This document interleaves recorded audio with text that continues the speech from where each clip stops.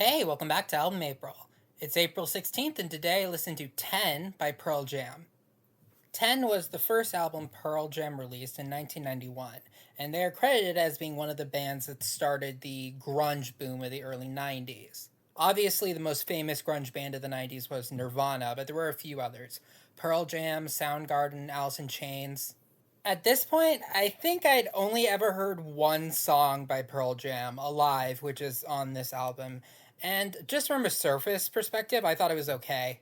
I'm pretty sure before this, I mostly just knew about the lead man, Eddie Vedder, being one of those quote unquote controversial celebrities, which are never actually controversial because they're always fawned with praise from all sides whenever they speak up against the establishment.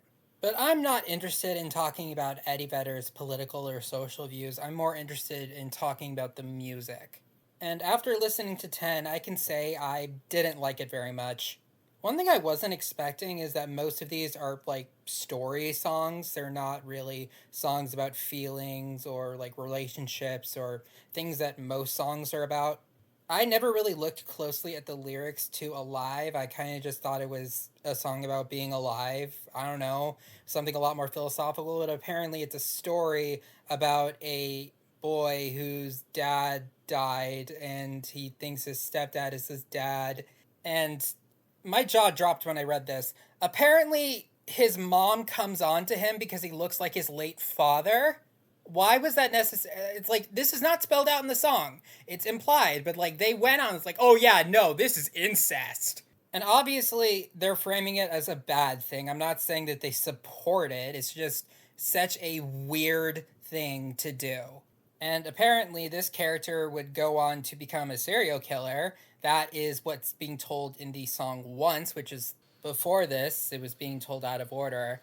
And the B side of one of the singles from this album has the song Footsteps, which is, I guess, the climax of the story. Like, I guess they decided to Quentin Tarantino this for some reason. There's a song that's inspired by a, like, high school kid killing himself at school. It all just felt so out of pocket.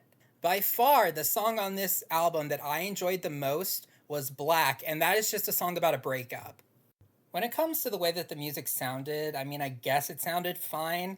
The percussion was very intrusive. I remember there was one song, it was one of the earlier songs on the album, where the drummer was just wailing away on the ride cymbal, and it felt like it was right at the front of the mix. Then again, really loud hi hats and ride cymbals is just a musical pet peeve of mine, so that's probably just something that would bother me more than other people. From a technical standpoint, I think Eddie Vedder is a fine vocalist. He just puts a lot behind his words. It kind of reminded me of that Family Guy joke where they were at, I think, the Teens Choice Award and they made up like a band and the music was just feelings, feelings. Overall, this kind of just feels like how someone who doesn't like grunge would describe grunge. I'm not calling it bad, I'm just saying it's not my thing. I definitely thought that Nevermind by Nirvana was a much better album and a much better, like, entry point into the subgenre than this one was.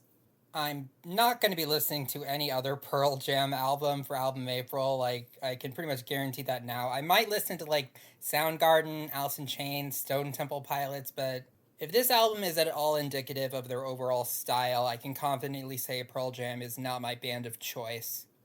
Alright, thank you for listening. I'll see you tomorrow.